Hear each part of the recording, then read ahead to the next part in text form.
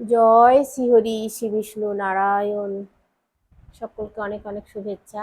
আজকে যে বিষয়টা বলবো, কালো জাদু যদি কেউ করে থাকে বা টুকটাক করে থাকে কেউ, কি করে বুঝবেন আর কি করেই বা তার থেকে মুক্তি পাবেন, মানে পার পাবেন কি করে তার থেকে।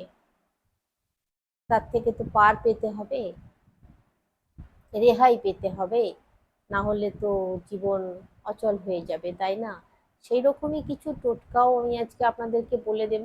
আর কি করে বুঝবেন যে কালো জাদু করেছে না টুকটাক করেছে, মানে এসব যে খারাপ কাজ যারা করে তারা করেছে, এইসব কি করে বুঝবেন সেটাও বলে দেব। তুলসী মহারানী যদি সবসময় মারা যায়, এটা কিন্তু খুব খারাপ ব্যাপার, এটা খেয়াল রাখতে হবে। আর দেখবেন, যতই আপনি জল খান, জলের পিপাসা মিটবে না, গলা সবসময় শুকিয়ে কাঠ হয়ে যাবে। আর হবে কি, ঘরে বাইরে কোনো কাজ করতে পারবেন না, ভয় করবে, ভীষণ ভয় করবে। যে বাড়িটা আপনার খুব ভালো লাগে থাকতে, সেই বাড়িতে আপনার থাকতে মন চাইবে না, সব সময় মন মানে উড়ু উড়ু হবে, বাইরে চলে যেতে ইচ্ছা করবে, ঘরে থাকতে ইচ্ছা করবে না, চোখ লাল হয়ে যাবে, মাথা ঝিমঝিম করবে মাঝে মাঝে। এরকমই উপসর্গগুলো দেখা দেয়। যদি সবকটা এর মধ্যে যদি সবকটা উপসর্গ দেখা দেয়, তাহলে জানবেন যে কেউ খারাপ করেছে, কালো জাদু করেছে। তো এর থেকে রেহাই পাওয়ার উপায় কি আছে? এরপরে তো এটাই আসে প্রশ্ন, কিভাবে আপনারা এর থেকে বাঁচবেন। দেখুন, একটা কাজ করতে পারেন। এক একটা নিমের ডাল নেবেন, নিম পাতা নেবেন, অগুরু নেবেন, চন্দন নেবেন, গঙ্গা জল, গোলাপ জল, একটু হলুদের গুঁড়ো, একটু কালো তিল, এইগুলো সব নেবেন, নিয়ে একসঙ্গে মিশিয়ে নেবেন। একটু নিম পাতাও নেবেন, আমি বলেছি তাও বলে দিচ্ছি, একটু নিম পাতাও নেবেন, নিয়ে এগুলো সমস্ত মিশিয়ে একটা বালতির জলে দেবেন।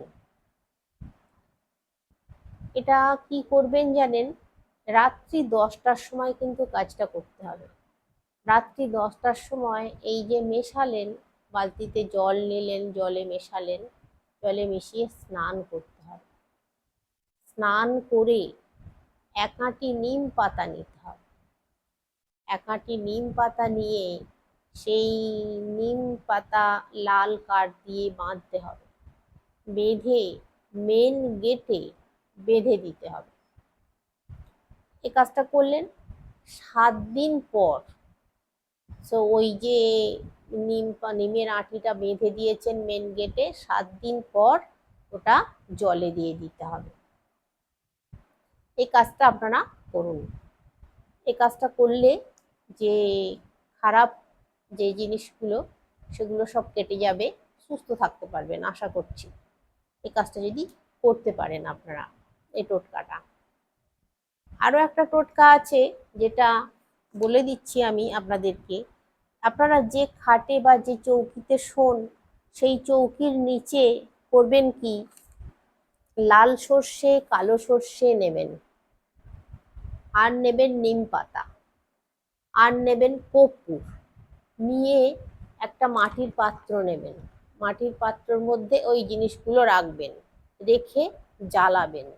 জ্বালিয়ে জ্বালালে যে ধোঁয়াটা বেরোবে, সেই ধোঁয়াটা নিজের সারা শরীরে নেবেন, নিজের সারা শরীরে নেবেন।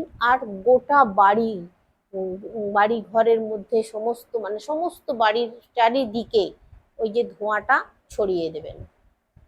দেখুন, এটা করলেও কিন্তু উপকার হবে, কিন্তু খাটের তলায় বা চৌকির তলায় রেখে কাজটা করতে হবে, এই কাজটা। তো এইভাবে আপনারা করুন। আমি বললাম টোটকাগুলোর কথা, আপনারা যদি করতে পারেন তো আপনাদের মঙ্গল হবে আশা করছি। আর যদি আপনাদের কিছু জানার থাকে বা বলার থাকে অবশ্যই কমেন্টে জানাবেন, বলবেন, আমি তার উত্তর দেওয়ার চেষ্টা অবশ্যই করব। তাহলে আজকে আসছি, সঙ্গে থাকুন। আরও অনেক কিছু নিয়ে আমি আপনাদের সামনে হাজির হচ্ছি, অনেক রকমের ভিডিও নিয়ে আসছি আপনাদের উপকারের জন্য, আপনাদের মঙ্গলের জন্য, যাতে আপনাদের উপকার হয়, আপনাদের মঙ্গল হয়, আপনারা ভালো থাকেন। আমি সেই চেষ্টা সর্বদা করে যাব, সারা জীবন করে যাব ভিডিওর মাধ্যমে। তাহলে সকলে সুস্থ থাকবেন, ভালো থাকবেন, শ্রীহরি শ্রী বিষ্ণু নারায়ণের কৃপায়।